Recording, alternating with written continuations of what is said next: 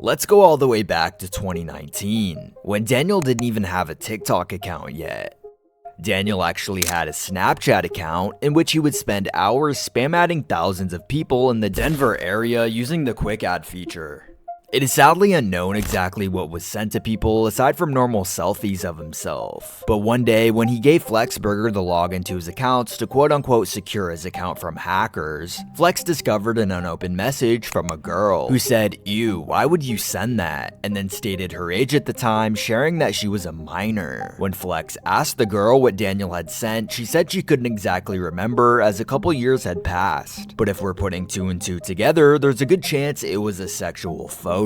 Despite really having no main or popular TikTok account at all, Daniel was still a niche little meme among high schoolers in the Denver metro area, as they all found it hilarious that this older looking man was adding and snapping all of them. In February of 2020, before Daniel's infamous Daniel Larson fans TikTok would be made in March, someone in the area jokingly made a fan account for him on Instagram. They would end up messaging him, which led to a rather disturbing conversation. "What is your age?" the account asked. "I am 21 years old. Wow, that's cool. When I grow up, I want to be you. Do you like young girls?" "All girls," Daniel replied. "What's the youngest you date?" 15, not younger. 10 years old. "What do you like about 10-year-olds? They do anything, not even trying. Great personality and happy in life." "Do you date boys?" "Yes." Wow. I guess his initials aren't DL for nothing. This is the end of the conversation for this person as far as screenshots Flex was able to get. A month or so after grabbing these, Daniel's account was hacked and deleted by a furry who seemingly wanted to destroy evidence. But luckily, Flex was able to grab a lot more than just this, which we are about to go over. I also just want to highlight the date of these messages again. This was before Daniel had TikTok and before any of the trolls. Daniel was doing all of this on his own. Another local man now residing in Boulder, who was also aware of Daniel's strange and off-putting Snapchat history, decided to message Daniel on Instagram pretending to be a 10-year-old. "How old are you?" 10, but I don't act my age. "Danny? We can meet at a park. My mom can pick us up. What's your address?" "I'm going to sleep now, but we can talk more tomorrow." "No, I want to talk with you now, baby." Now, luckily, this of course wasn't an actual 10-year-old and was just an adult trolling him, but it's definitely scary to think what might have happened if this wasn't the case. Not to mention how often Daniel was around children in his previous disability homes, while often pretending to be their brother when in reality he wasn't even related to them at all. Daniel was just a client living with a care provider who happened to have children. No, Daniel is not my cousin. He's just a client. I'm you guys' brother. Yeah, we're brothers. I'm his brother. I'm just joking, guys. He's my brother. Calm down.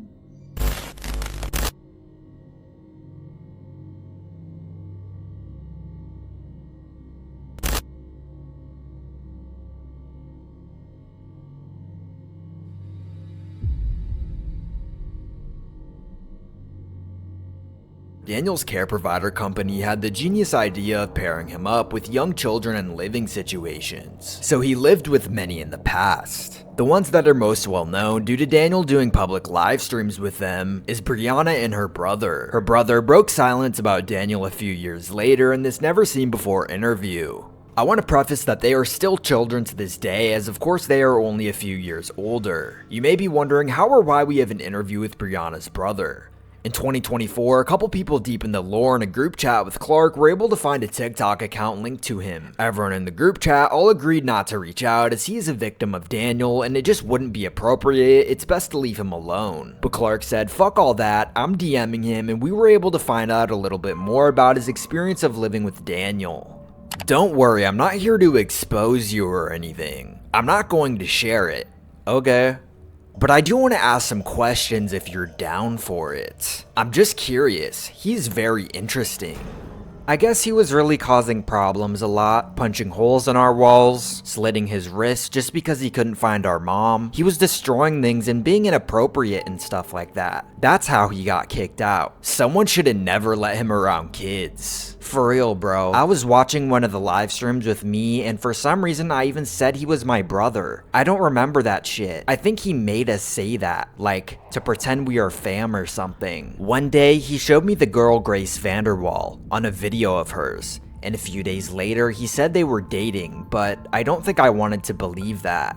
Now, given this interview was conducted by Clark completely on his own, this is all the information that was published. But we were able to confirm this was legit, and I figured it would be important for you guys to see how destructive he was. And especially the brother saying Daniel was quote-unquote being inappropriate. I mean, aside from all the horrific stuff Daniel would keep on his phone, Daniel has most definitely either traumatized or nearly traumatized some of the kids he was in a living situation with. From people like Breanna and her brother, or the African American family we covered in the first episode. The kids posting on Reddit about Daniel punching holes in their walls, and how we went over the story of Daniel pulling a kitchen knife on their parents. Before Daniel's Instagram account was deleted, another person decided to check Daniel's bookmarks, and they wouldn't believe what they were about to uncover. Over the year or so Daniel had his account, he would save thousands upon thousands of pictures of little girls, some even in bathing suits. There were so many posts that had been saved, they weren't even able to reach the bottom of it using auto scroll on their computer. It seemed to have literally never ended, also meaning that he was saving a ton of pictures each day. While this activity is extremely disturbing and gross, sadly it's technically not illegal. But for evil human beings like Daniel, I think we all wish it was.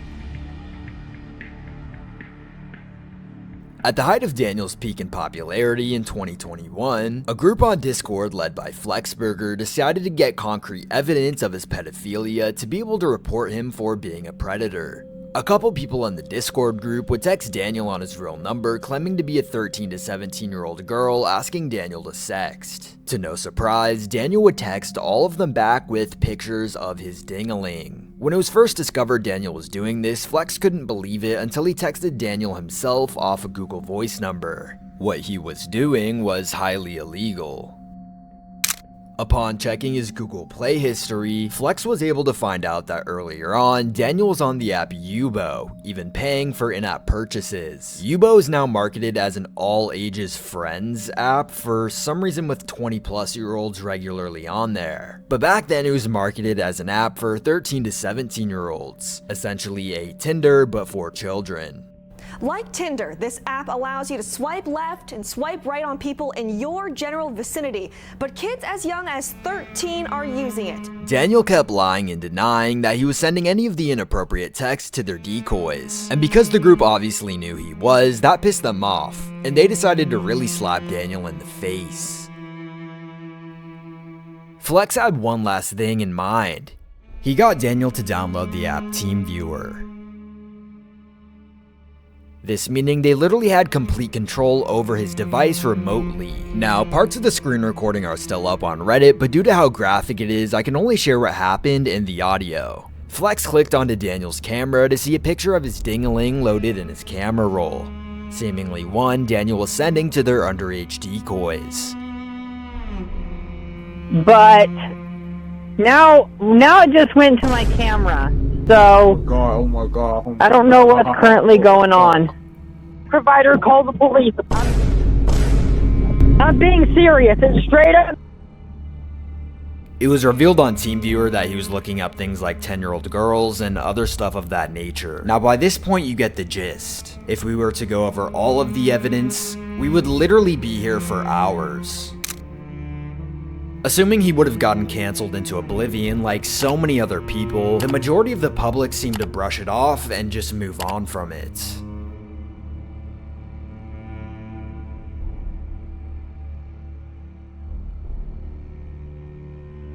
There's something more important that needs to be done other than online cancellation. That, of course, being legal action. Flex and his Discord group, which had around 8 people at the time, had more than enough proof to get this man arrested. Hopefully, we can all agree that anyone openly sending dick pics to minors who clearly state that they are literal children should be arrested immediately. One member called a non-emergency police line in Aurora, the suburb Larson was living in, to submit evidence and tell them about what was going on. The Aurora police straight up denied them and said that they couldn't submit anything about the highly illegal acts Daniel was doing, instead saying that they had to be the actual parents of the kids Daniel was messaging. This was nearly impossible because multiple years had passed since he was sending things to real people on Snapchat, and everyone currently messaging him was just a decoy. Not to mention that people really do get locked up all the time for sending nudes to someone who they believe to be a minor. I'm looking at the TikToker Daniel Larson. Daniel, I just wanted to let you know that I'll be meeting you soon, perhaps. And I've seen the toothbrush video and the Pinterest accounts. You could be in big trouble. You could be meeting me in a dark kitchen pretty soon, Mr. Daniel Larson. The group attempted to submit Daniel and his evidence to various police stations and sex abuse hotlines in the area, but nothing ever came of it. Finally, after a member of the group gave the Denver police station a call, they would actually take it somewhat seriously and said that they would meet Daniel where he was at. Attempting to get Daniel to stay in a King Soopers parking lot near his home, he listened and would stay there. The cop showed up and had a meeting with him. Daniel would use his autism card as an excuse, stating that he was disabled in a disability home and had no clue what he was doing was wrong, also going on to say that he had been hacked. The officer gave him a card with his information on it, as well as the group submitting a Google Drive full of evidence. But again, nothing came from it. The fact that he kept getting away with everything only angered the trolls more, sending them on a tirade, further encouraging them more than ever. Everyone online was treating Daniel like this sweet, innocent man, when in reality, he was a monster. With that trolling ultimately spiraling into what we know of Daniel Larson today.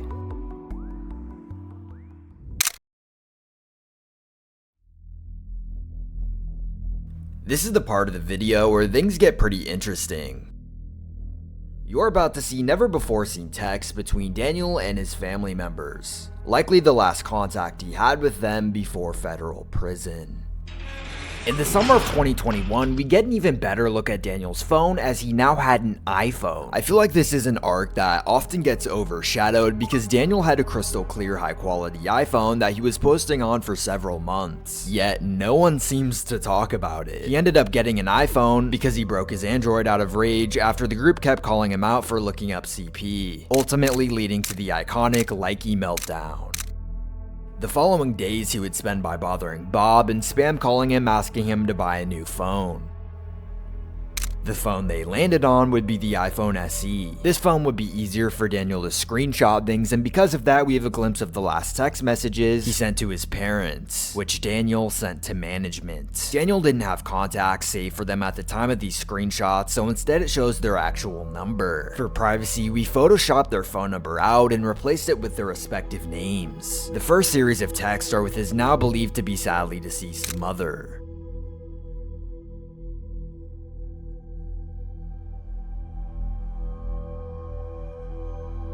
Hello. Hey, are you still at the same house? Because I'm currently in the area and I thought on stopping by to say hi.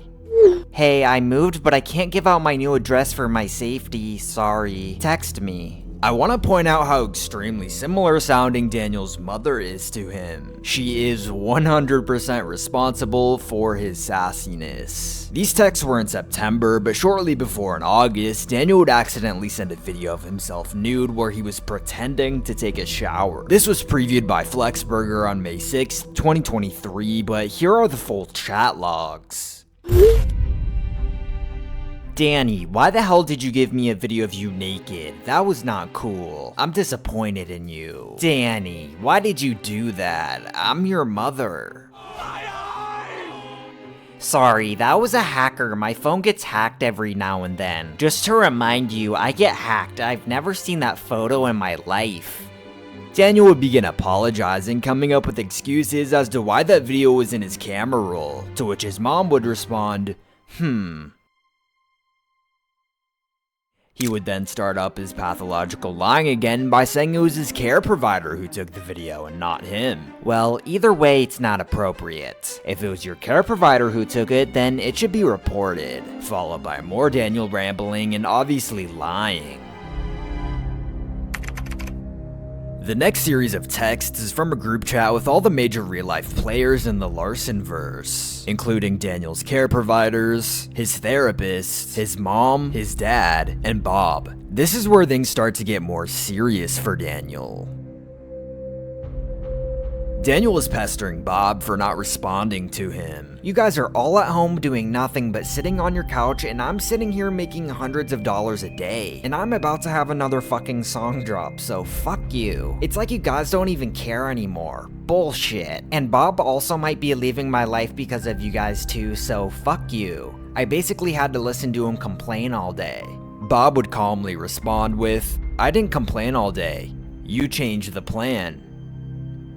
The arguing would continue with Daniel stating that he was an international millionaire superstar singer and that they weren't doing enough to care for him, also requesting to let him out of disability services. Oh, and by the way, I know the law a lot better than you do. That's where I get a majority of my fame from, so stop arguing. Daniel's dad would finally chime in. That's on you. I am not your grandma. I will not lie to you or accept bullcrap. I tell you the way it is. Sorry if you can't take it. If your services will not let you get a job, then you don't get a job. Why is it so hard for you to understand?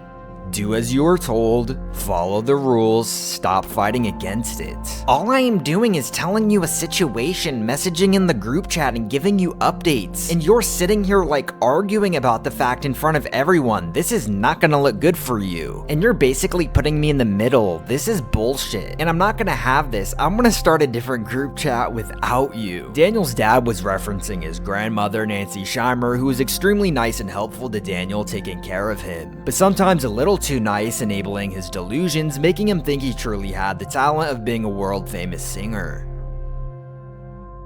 In this never-before-seen clip, Daniel admits that when Nancy was on her deathbed and he had an opportunity to see her one last time, he made the choice to instead stay at a Special Olympics game he was at. And I got, literally, I was already at the game, and I got word that my grandmother is not going to make it another hour. Damn, and I had two options, if I could stay at the game or if I can go and say goodbye. But since it was a regional, I was like, fuck it, I'm just gonna have to stay. This extremely snarky message would have his dad finally speak some truth into Daniel. You are delusional. World famous singer with a $25 million contract for a single song with Disney. You tell me things I know aren't true and get mad when I prove it not to be, or simply not believe it. You think you know the law better than me. That's delusional. You're the one on probation and in violation of probation, yet you know more than me. After getting cooked, Larson responded with, that is fucking bullcrap and you know it. His mother would respond to the group chat later that day with a rather depressing message. Danny, I hate to say this because you are my son and I love you. And that will never change, but you are delusional and manic. You did this all to yourself because you don't want to follow rules. Your host home provider told you don't leave, but you did it anyway. Bob has even had enough of your lies and fantasies. You need help and medication. And unless you get help, no one will listen to you. You've always been like this even since you were 6 years old, not getting your way and hitting yourself or beating me or Nancy. Honestly, Danny, I've had enough of this too. I'm terminally ill and don't need the stress. Get help, Danny. You are my son and I love you and will always love you. Get help.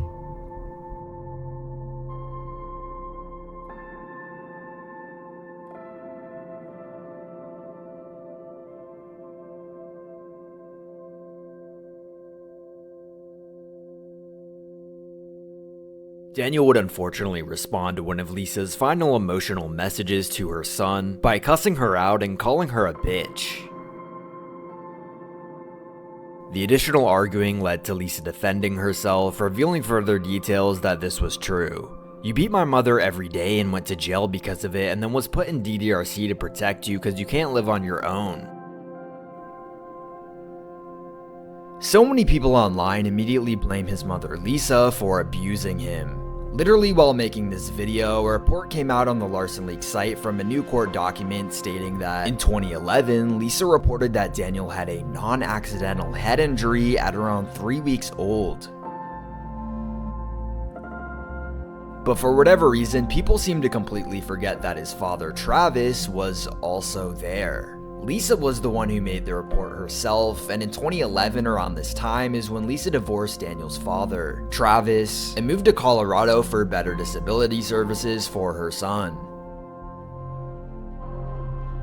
In the brief times his father has been contacted about disturbing Daniel behavior, he hasn't given a shit at all. Not to mention, Travis literally has hentai porn Facebook profiles up named after his own daughters. You just can't make this stuff up. So if there's one person who has been repeatedly proven to be a bad parent, it's Travis.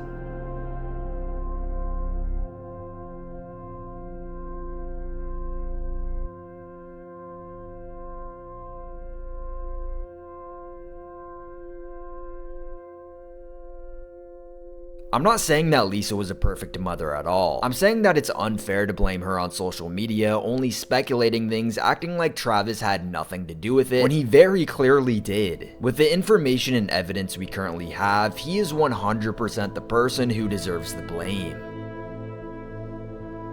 In the Tennyson Center video, it says that Daniel came from an extremely neglectful home. Considering this video was shot a couple years after Daniel's move from California with his mother, it likely references Travis and his relationship with his mom before she got the divorce and moved to Colorado with Daniel.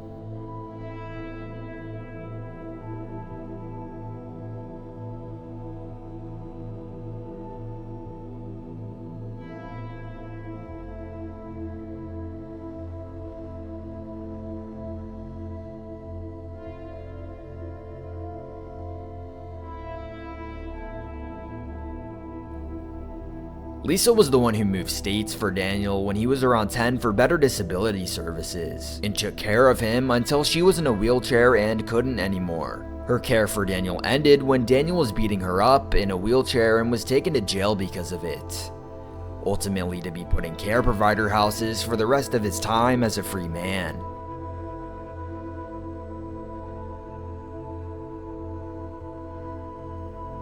Lisa also claims that Daniel repeatedly beat up his grandmother Nancy, which is pretty likely considering how many times he's beat up his elderly mentor Bob and other caretakers.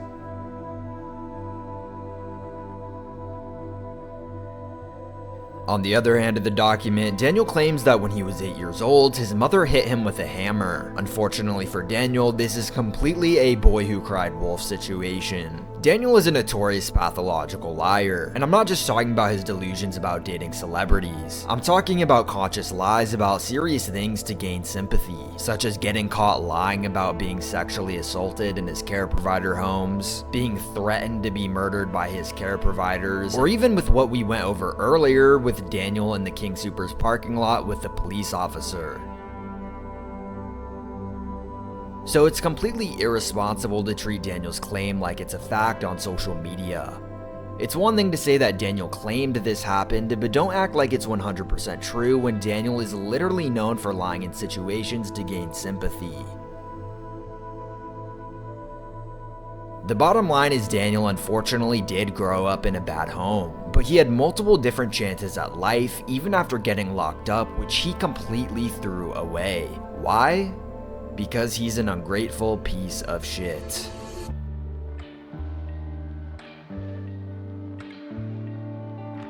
There's one last bit of unseen lore from the iPhone arc I think you guys should see. He actually utilized his Notes app, but it mainly consisted of random text-to-speech ramblings and unreleased song lyrics. His Reminders app is rather strange. Let me read off to you guys the reminders he had set. Set up payment for bodyguard security company. Make name for company for security. Scout for artists. Write and record song. Secure my phone from hackers. Make a video announcing the fake Cash App accounts. Go to the Aurora Mall. Go to Hot Topic and Spencer's. Buy into Grace Vanderwall's team. Worst case scenario, make slave, make Grace a slave to me. See if Sky Brown needs a label. Who wants to fuck Sky Brown? Let's go her. Try to contact Danny Jones over DLR Records. Contact Southwest Molding and Talent Agency and Barbizon. Contact a Darcy Lynn Farmer. Tell people I am a Barbizon celebrity. Contact Disney Music Corporations. Try to contact Charlotte Summers over DLR Records. Try to contact Sky Brown about DLR Records. Well, unfortunately or fortunately, I'm not sure he got too much of that done. He also unpromptedly signed up for the dating app Zeusk. It is technically unknown, but likely he didn't send any messages on there. Daniel used this photo as his main pic.